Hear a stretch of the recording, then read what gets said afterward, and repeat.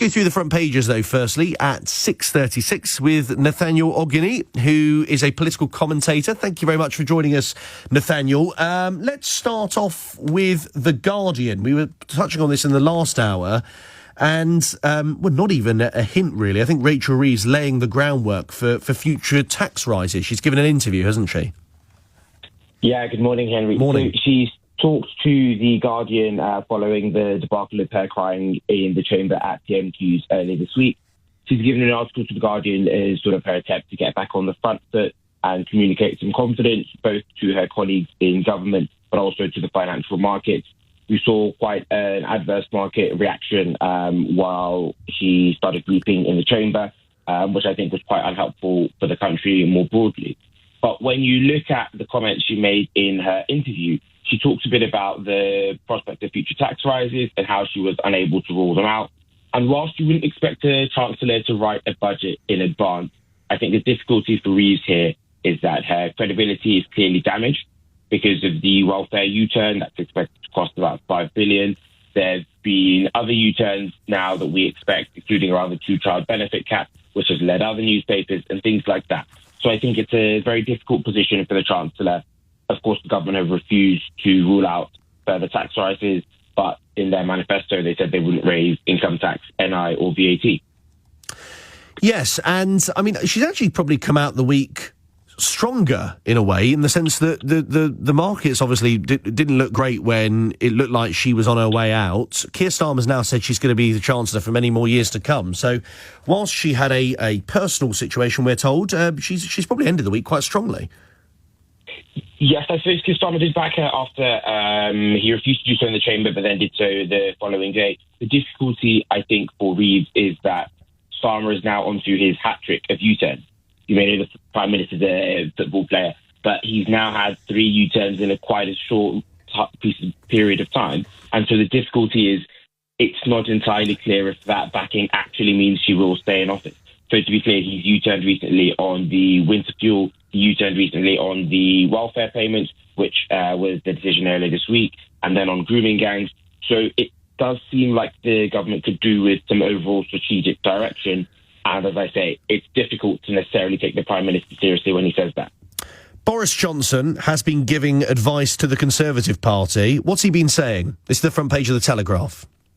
Yes, it is. So Boris Johnson has been saying that the party should ignore Nigel Farage rather than giving him any more airtime, rather than mentioning him or directly attacking reform. He says that strategy worked for him while he was in office. It's an interesting comment from Boris, but I don't think it's one that's necessarily true. I think the difficulty with this is that a recent YouGov poll shows reform actually doing better than both Conservatives or Labour. It shows reform on 26% ahead of both those parties.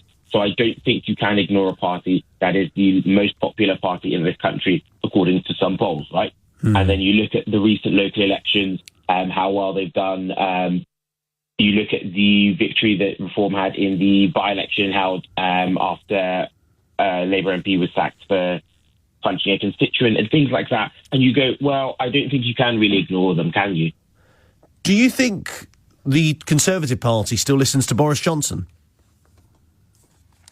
I don't think so, no. I think you've got Kemi Badenoch as leader now, and she talks a lot about the renewal of the party that she's doing. She's doing this policy outreach in terms of looking at what kind of policies the Conservative Party need to adopt for the future.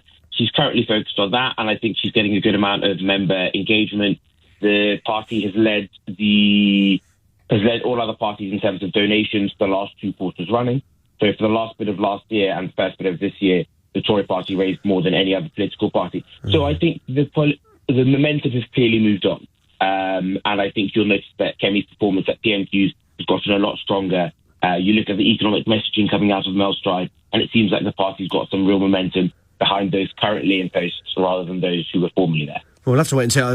I suspect Tory MPs will be hoping you're right, Nathaniel. Lastly, the I newspaper. We spoke about U-turns earlier on, and they think that the Labour rebels, that they can force the government's hand on the two-child benefit cap, which, of course, was brought in initially by the Conservatives.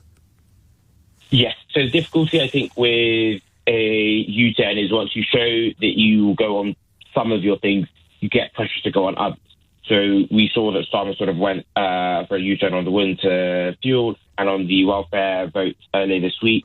That then gives, when you give an inch, sort of people take a mile, right? And so I think that indicated a certain weakness to Labour MPs, which they are now looking to press forward on. You may remember in the early days of this government, one of the early rebellions that they had was over the two-child benefit cap, and indeed that resulted in Labour take a whip from a number of MPs, including Zahra Sultana, who has now, of course, gone off to form her own party with Jeremy Corbyn. Yeah, and we'll see how that goes on. Thank you, Nathaniel. Appreciate your time. Nathaniel Ogunniyi is a political commentator taking us through the front pages of the newspapers. To remind you of the other ones, the Times this morning, Reeves fears tax turmoil, referencing, as we were talking about that interview with The Guardian, she has warned cabinet